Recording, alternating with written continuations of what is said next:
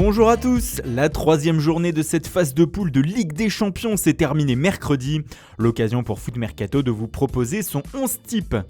On commence dans les buts avec le portier de Manchester United, David De Gea. Malgré la défaite de son équipe face à la Juventus Turin 1-0 à domicile, l'Espagnol a sauvé les siens à de multiples reprises et ainsi évité aux Red Devils un score plus lourd. Au poste de latéral droit, on retrouve Pavel Kaderabek.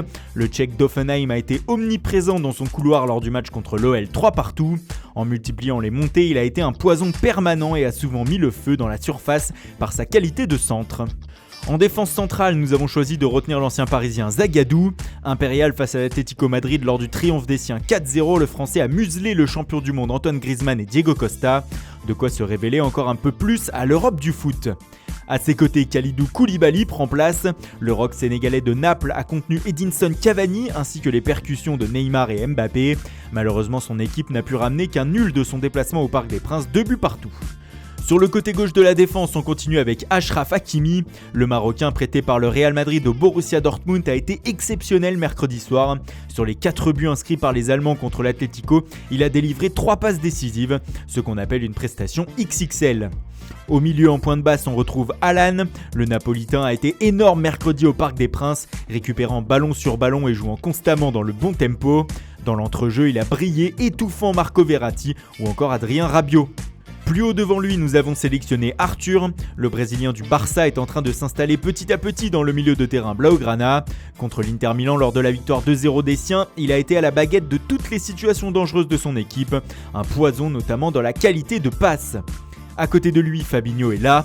L'ancien monégasque en difficulté en début de saison a répondu présent mercredi face à Belgrade.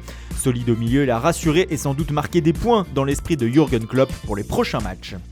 Enfin devant en pointe, on retrouve Edin Dzeko. L'attaquant bosnien de la Roma a encore brillé cette semaine contre le CSKA à Moscou. Lors de la victoire 3-0 des siens, il a inscrit 2 buts et délivré une passe décisive, du grand art. Sur sa gauche, on découvre José Manuel Corona. Le numéro 10 du FC Porto a largement contribué au succès des siens à Moscou contre le Lokomotiv 3-1. Avec un but et une passe décisive, il a donné de l'air aux Portugais, désormais bien partis pour se qualifier. Enfin à droite, ils sont épaulés par Mohamed Salah. L'attaquant égyptien a enfin été à la hauteur de son nouveau statut contre Belgrade en marquant 2 buts, les 49e et 50e sous le maillot des Reds en 65 matchs. Le début d'une nouvelle série de buts. D'autres joueurs auraient pu faire partie de ce 11 et méritent donc d'être mentionnés. Dans les buts, on pense à Anthony Lopez qui, malgré 3 buts encaissés à Hoffenheim, a sauvé les Lyonnais de la défaite. En défense, Rafael Guerreiro, auteur d'un doublé avec Dortmund en un quart d'heure contre l'Atlético, aurait pu aussi être présent. Au milieu de terrain, son coéquipier Axel Witsel s'est aussi fait remarquer avec le but de l'ouverture du score. Enfin devant, c'est Andrej Kramaric qui a brillé. L'attaquant croate d'Hoffenheim a donné le tournis à la défense rhodanienne et a été récompensé en inscrivant un doublé.